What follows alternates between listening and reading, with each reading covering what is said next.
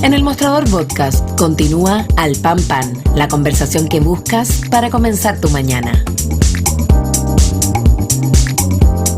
Bueno, a esta hora les recomiendo que saquen el tejido porque vamos a hablar en detalle de la interna, ¿no? De lo que pasa tras bambalinas con lo que está siendo parte del análisis de esta derrota para la opción a favor y el triunfo de la opción en contra. Y para eso conversamos con nuestro editor político de Newsletter Más Política, Juan Diego Montalva. ¿Cómo estás, Juan Diego? Un gusto de tenerte con nosotros. Hola, Mirna, ¿cómo están? Ya, pues yo ya saqué el tejido, así que vamos por parte. ¿Con qué quieres partir? Porque aquí hay varios... No, el ambiente... No, mira, hay un tema que es interesante que me tocó de pura curiosidad. Me fui el domingo en la tarde, cuando vi la derrota, me fui a ver el comando de republicanos, ¿ya? Y estuve ahí y la verdad me llamó mucho la atención, fíjate, el ambiente, ellos no pierden.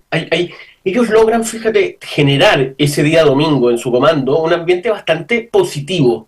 Hay que decir, había muy poca gente, cosa que me llamó la atención, o sea, no siendo un partido tan aguerrido que no lograba convocar a sus militantes me llamó la atención. Y el tema es que tanto José Antonio Kast como Arturo Esquella, que es su presidente de partido, estaban como en muy buen ánimo. Nosotros colocamos en el Más Política Especial que publicamos ayer, justamente que los únicos que había deprimidos, o sea, que yo veía afectados, eran los consejeros que habían participado del Consejo Constitucional, ¿no? Que era principalmente Carlos Frontaura, el único miembro que tenía el Partido Republicano en la Comisión de Expertos, y Luis Silva y Beatriz Hevia, presidenta del Consejo Constitucional. Beatriz Hevia tenía cara realmente muy afectada, y a lo que voy y yo titulamos ayer en Más Política el hecho de que de alguna manera vamos a ver durante estos días y estas semanas quiénes van a ser los Baza, los Loncón, los Atria, recordando aquellos actores claves que tuvo el primer proceso constitucional, ¿no? Y yo creo que en ese contexto en donde se empiezan a pagar costos, en donde se empieza a cuestionar ciertas actuaciones que tuvo, no olvidemos Beatriz Hevia con ese último discurso que tuvo, ¿no? En la entrega de la Constitución al presidente de la República, el presidente Boric, ella se dio unos lujos impresionantes, habló de los no chilenos, de los chilenos, ¿no? Entonces, después todo el tema que a mí me han dicho mucha gente dentro de lo que es el contexto de Chile Vamos, de los lujitos que se dio republicano. A lo que voy, que vamos a pasar un periodo de cuchillos largos, como se llama, post elecciones, en donde se va a, de alguna manera, cobrar los errores que se cometió por parte republicana. Lo interesante es que ayer lo que vimos fue que Luis Silva salió a atacar a Evelyn Matei, a la alcaldesa, claro. Y eso es bastante, o sea, lo que voy que aquí hay una estrategia evidente de parte de republicanos por enviar como comisionados, ¿me entiende?, a atacar el enemigo. ¿Por qué? Porque yo creo que Evelyn Matei, y nosotros lo publicamos en esos términos, uno corrió un riesgo alto. Yo decía que o era suicidio político o era gran jugada. ¿Y qué crees tú que fue? Uno no entendía. ¿Ah? ¿Y qué crees tú que fue a la luz de los resultados? No, yo creo que fue una gran jugada de ella que hoy día está de alguna manera bajando, está como decantando el efecto.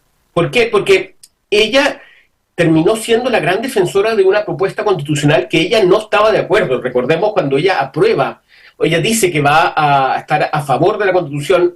Uno la escuchó y la verdad que lo único que decía era que no estaba convencida, o sea, lo hacía a regañadientes, y ahí siempre se dijo que hubo mucha presión de parte republicana, de la directiva de la UDI, para que ella se incorporara, porque sabíamos que ella tenía dos grandes puntos en contra, uno que era el tema de las mujeres y el otro de las contribuciones. El tema de las mujeres demostró tener absoluta razón, porque los análisis que se han hecho posteriormente señalan que uno de los grandes elementos que motivó el voto en contra fue justamente el tema de mujeres.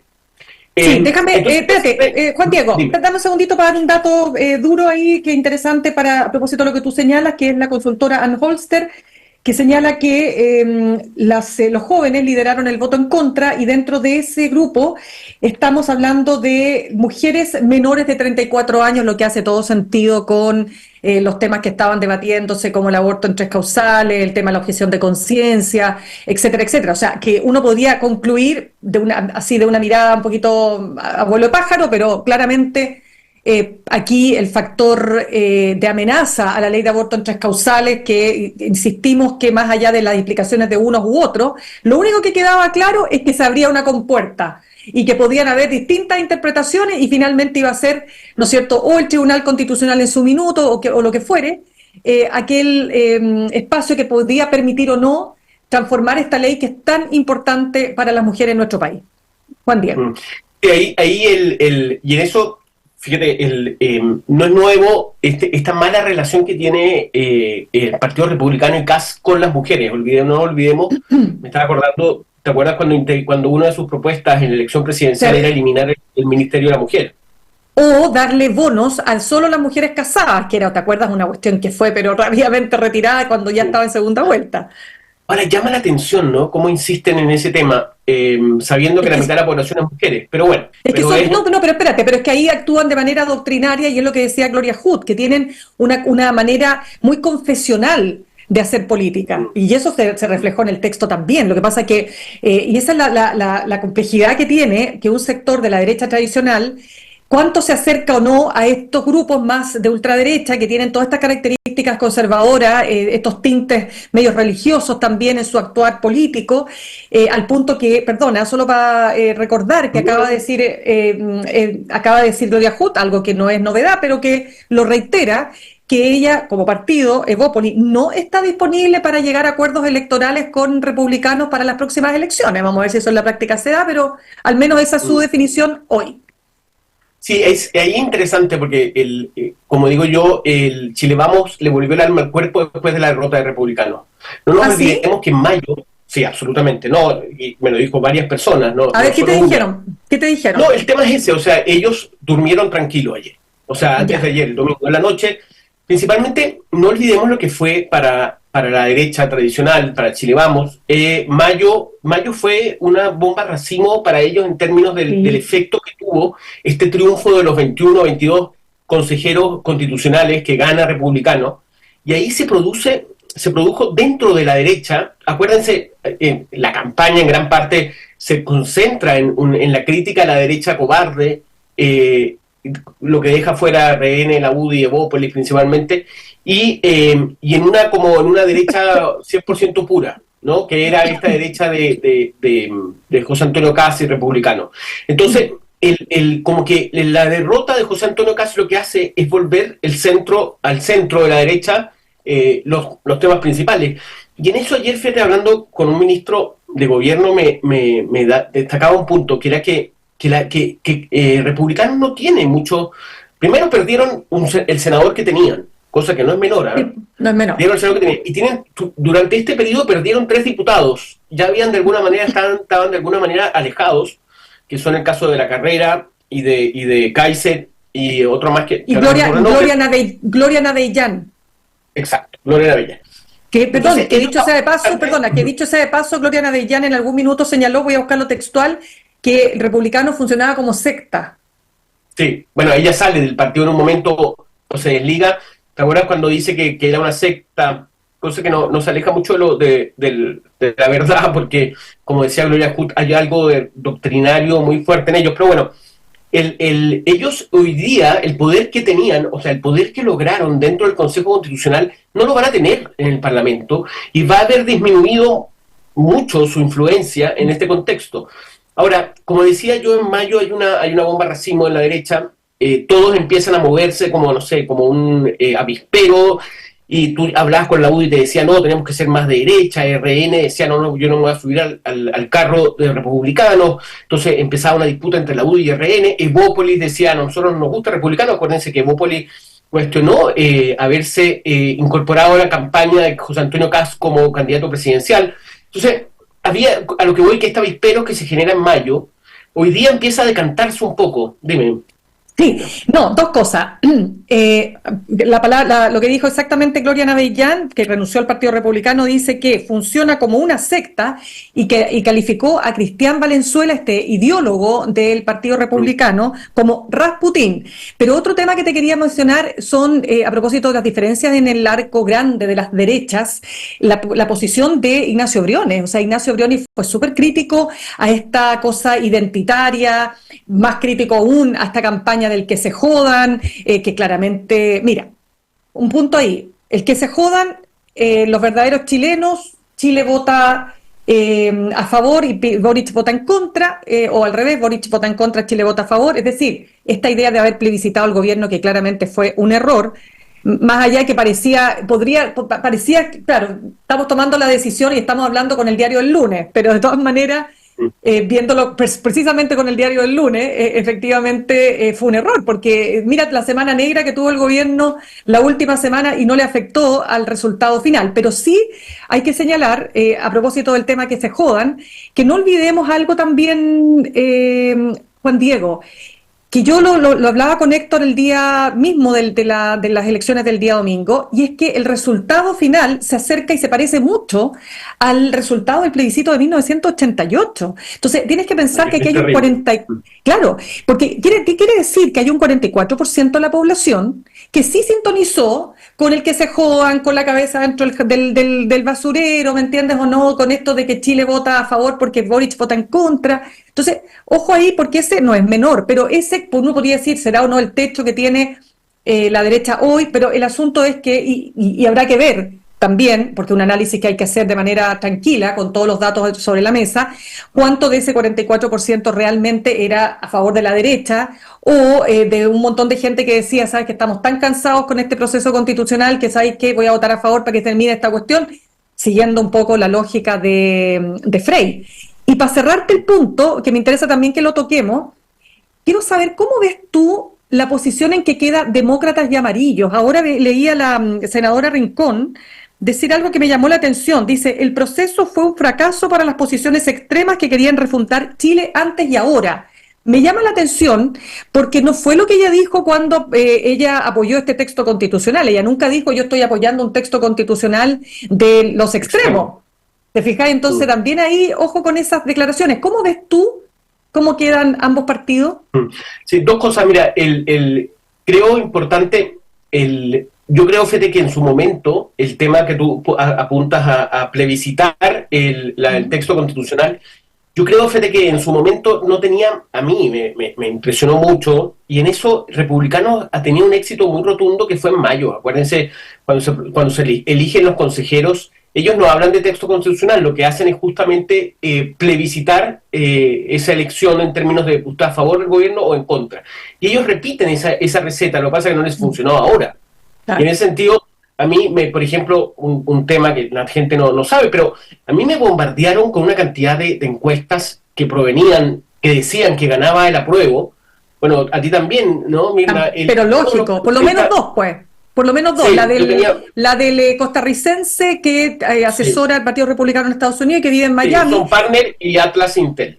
Claro, perdona, y sobre ese último, que le había chuntado a las dos últimas elecciones, sin duda, se preguntaba a Pepe Out si acaso efectivamente no le funcionó el método, o acaso, lo decía, que me pareció interesante igual como pregunta, si acaso hicieron un resultado para generar un ambiente político también, no sé, o sea, uno puede esperar cualquier cosa. Ahí, ellos de alguna manera, ellos operaron muy bien, o sea, yo creo que no les funcionó hoy día, pero como decíamos en mayo le fue bien con esta plebiscita, opine sobre el gobierno, y de alguna manera no le funcionó ahora, y eso es un tema que será largamente debatido, ¿no? Si, ¿por qué le funcionó en mayo la idea del plebiscitar el gobierno y cuándo no le funcionó ahora?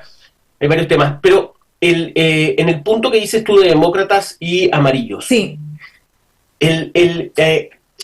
Yo estuve conversando, fíjate, justamente con sectores de Chile Vamos respecto a ellos, ¿no? Y ellos están muy contentos con Amarillo y Chile Vamos. Ellos creen que más allá de que para Amarillo y Chile Vamos puedes pagar un costo, no olvidemos que ellos están recién recolectando firmas para lograr ser partido. Entonces, recolectar firma cuando eres derrotado y recolectar firma cuando ganaste es muy distinto.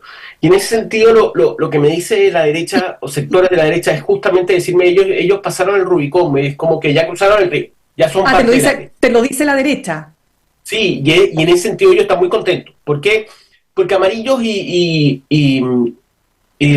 demócratas de alguna manera como que entregan diversidad y permiten que sectores más de centro logren de alguna manera contrapesar lo que es republicanos. Entonces, si vemos el mapa, la centro derecha ha logrado incorporar amarillos, incorporar a demócratas. La extrema derecha en el Partido Republicano ha perdido su senador, ha perdido 3 diputados, está en cuestionamiento interno, hay disputas internas.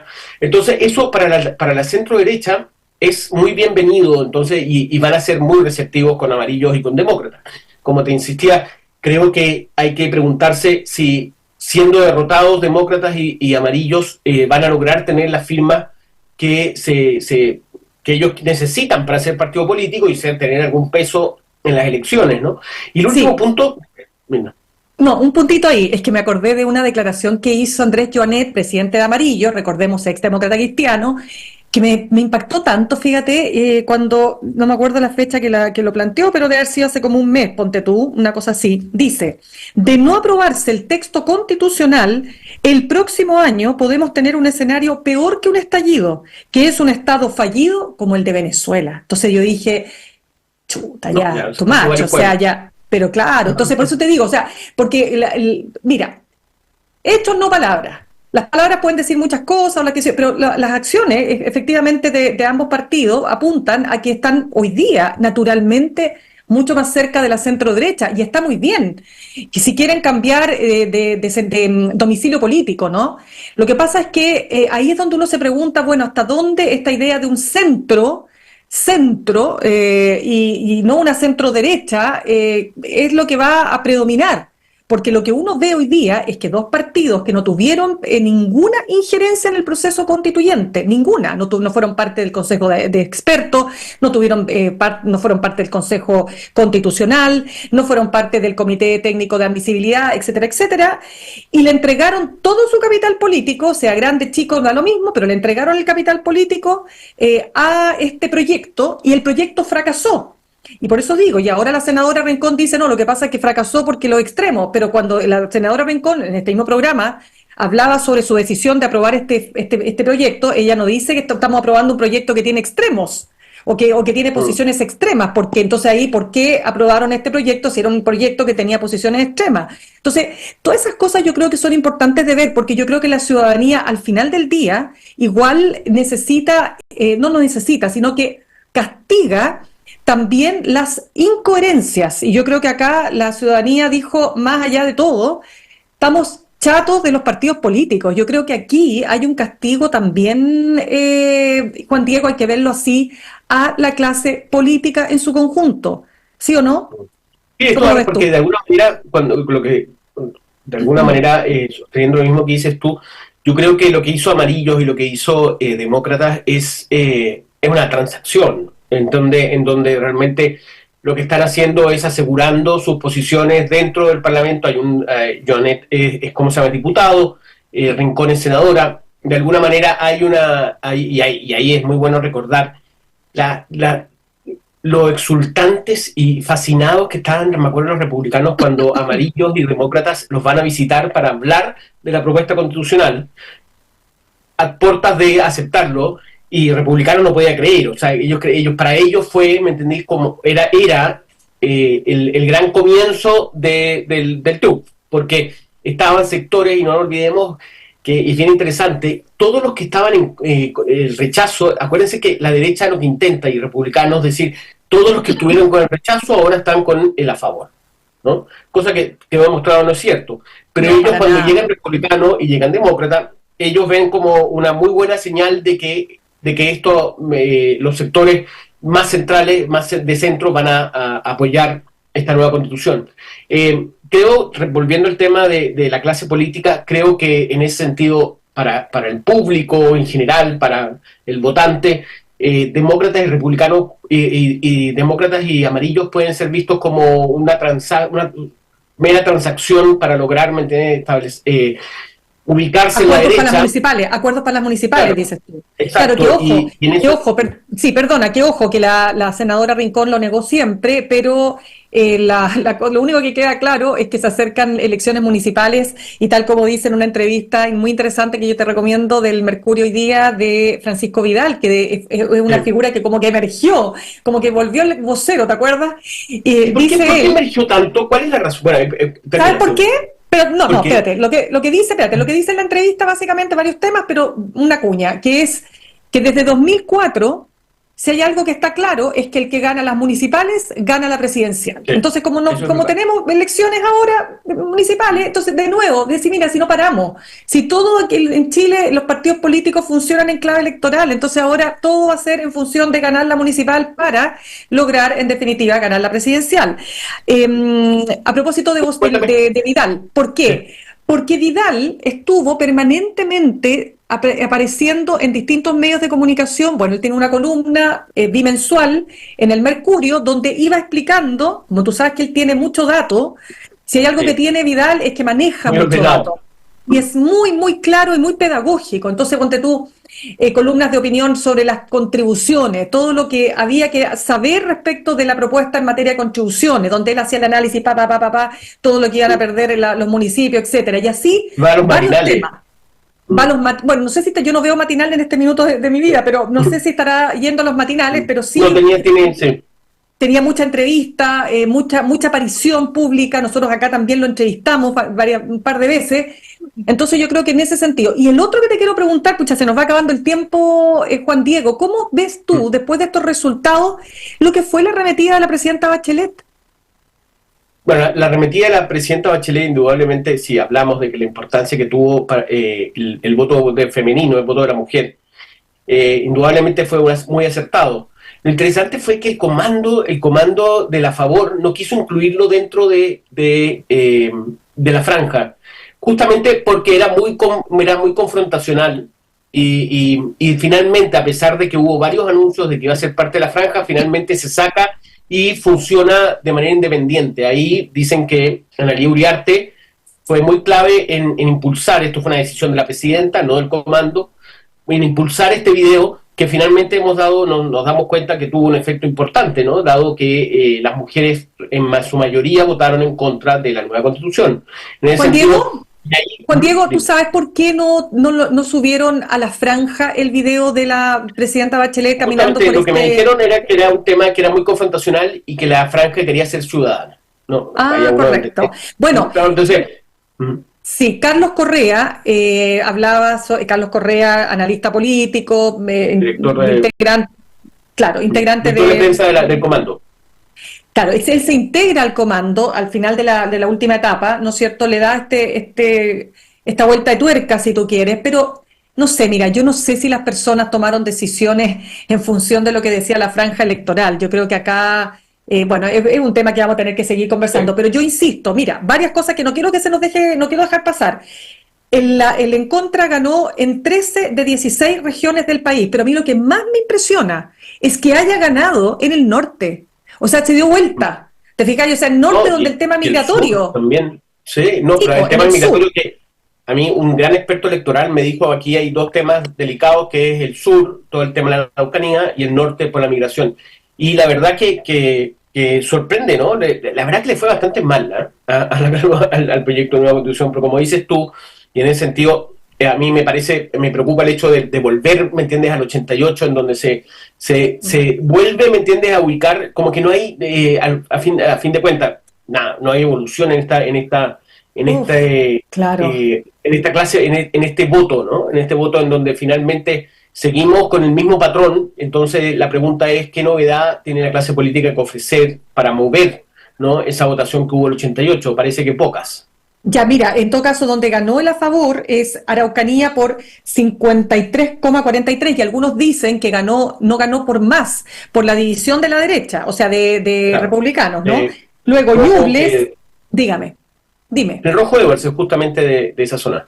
Claro, exacto. Ñuble 59,11, Maule 50,62 versus 49,38, pero ponte tú, Antofagasta, el en contra se impuso por 59,18. Insisto, Tarapacá, Arica y Parinacota, Atacama, bueno, Metropolitana, Valparaíso, etcétera.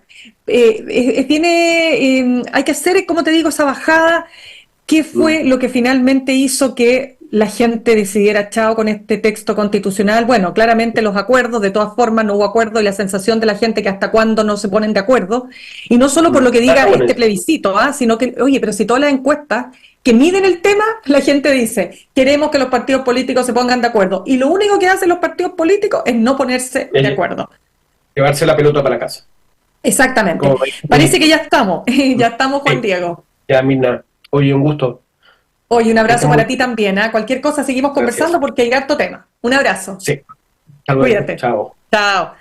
Saludamos a nuestros auspiciadores. Ahorrar cotidianamente se puede y de forma organizada, rápida y online con Ahorrando, la nueva funcionalidad de tu app Copeuch, en donde puedes programar ahorros de manera fácil y entretenida, eligiendo tus propias reglas y metas. Haz que el ahorro sea parte de tu vida con Ahorrando de Copeuch. Más información en copeuch.cl. Y Universidad Central, 40 años formando personas. Ven a vivir la experiencia USEN para los que buscan avanzar.